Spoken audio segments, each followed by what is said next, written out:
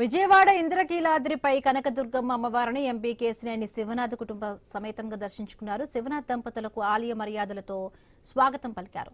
రాష్ట్రం సుభిక్షంగా ఉండాలని అమ్మవారిని ప్రార్థించినట్టుగా ఎంపీ తెలిపారు. రానున్న బడ్జెట్ సమావేశాలలో రాష్ట్రానికి మేలు జరగాలని, నిధుల కేటాయింపు ఎక్కువగా జరగాలని అమ్మవారిని వేడుకున్నట్లుగా తెలిపారు.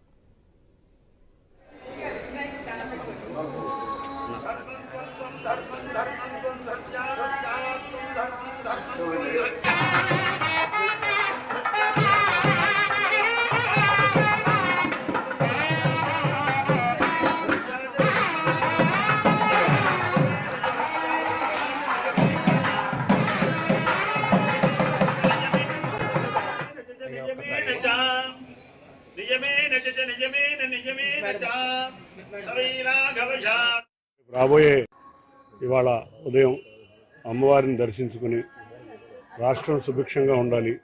రేపు రాబోయే బడ్జెట్ సమావేశాల్లో రాష్ట్రానికి చక్కగా న్యాయం జరగాలి.